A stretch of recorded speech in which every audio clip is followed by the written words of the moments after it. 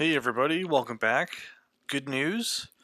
I have the second iteration of the Pop Bang uh, tune that I originally worked on, and I have my first video. So if you haven't seen that video, I recommend you go and watch that so you can kind of catch the entire series so far. It's going to be the second video, kind of building on top of that. But basically, I've done some tunings and some testing to try and figure out realistically how to eliminate that delay between when your Spark run table and it's transitioning over into the Defco, the fuel cutoff Spark table. So if you guys have implemented the tune that I originally put the video on, originally created in the other previous video, you'll notice that there is a delay between when you let off the gas and then it kind of idles, coast downs a little bit, and then it transitions into the Defco. So what you kind of changed in here. So what I started to figure out is, okay, so we have a couple things going on. We have the base spark table, which is your high and low octane, and then you have your coast down tables and your base idle. So what I started to kind of mess around with for a while was changing. I'll give you an example here. So you start off basically monitoring, and this is dependent upon your elevation, where your air mass, your cylinder air mass is going to land. So I slowly try to change in this table. I worked with it in this table a little bit. Didn't work out very well, so I had to change it back. And then I figured out, okay, coast down. So when you let off the gas, you're running in one of these two tables, basically, to kind of just in layman's terms. You're running in a high octane, you let off the gas, it's going to transition to a coast down table, and then it transitions into your Defco entry spark table. So when you have both of these things running, when you have both of these tables in the right areas with negative spark timing, the transition is almost immediate. So now as soon as you let off the gas, it's maybe a second, maybe 2 seconds at most, but it's pretty much immediate.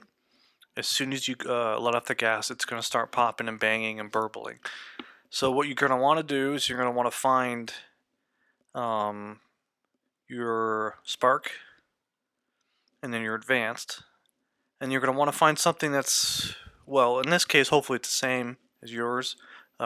Spark advance, idle spark and advance, and then coast down.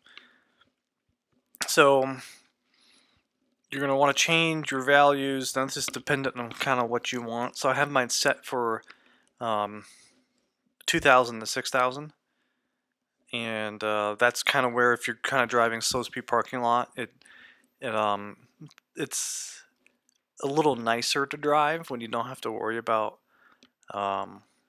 the negative timing, because it just affects its drivability.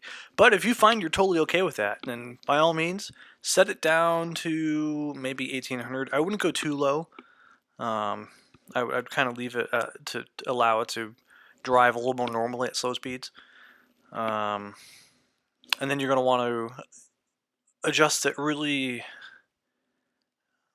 honestly, as far up as you can go. I don't see any reason not to go all the way.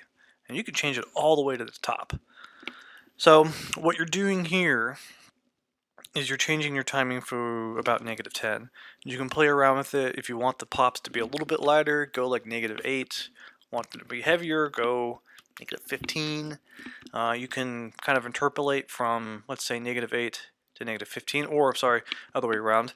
Lower RPMs would have higher negative spark timing, and then higher RPMs you can go to like -5 because it's going to be very aggressive at a higher RPM. So I just kind of left it at -10 for right now.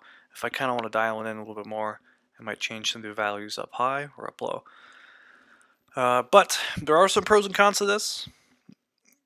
So to let you guys know, this is an automatic truck. The biggest issue that I have found, and I need to warn you guys about this because this was a very apparent issue, but you can get around it if you're aware of it. So if you are using the tap up, tap down, and this is really any automatic GM or any. This probably will apply for any automatic vehicle with this type of tune in your idle coast down. Because when it's in coast down and you're downshifting, it's using this table to rev the engine, to basically rev match it. So when you have negative timing all throughout this chunk of this table where it's realistically running, it's going to struggle to down. It's going to be running at negative timing to try and rev match it. So you'll feel the engine really struggle to try and do that.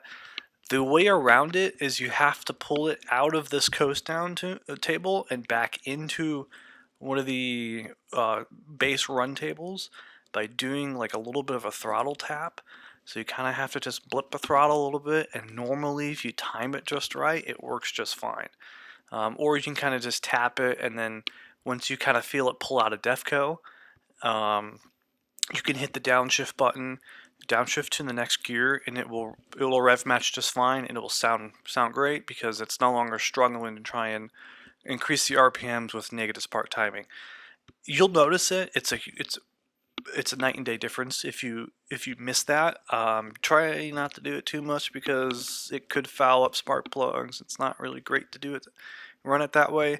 If you're running a manual car, I can't really say what's going to happen. I don't know. I'm thinking it should be fine because when you're clutch in and you're going to downshift anyways, it might switch back to a different idle table. I would feel like it would switch to your idle base table when you're clutch in and you're going to rev match. That's something you're going to have to play with because I don't have a manual car to mess around with.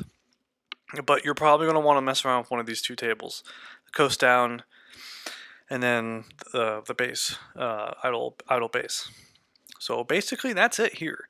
This is the only thing you need to mess with right now. And if you've already done the Defco update for the spark table and the timing, you're set there. I would actually decrease the timing a little bit on my recommendation is the blend time. Hold on. Fuel cut delay. Excuse me. Fuel cut delay, I would actually decrease the time on your fuel cut delay, so it pulls itself out of Defco because you're going to be popping and burbling for quite a lot longer now with the update to your spark coast down. All right, that's about it. If you guys have any questions or comments, just let me know. I continue to work on things here and there, try and find better ways to achieve something I want. But if you guys have something specific, just let me know and I can look into it. Awesome. Thank you guys. Have a good one.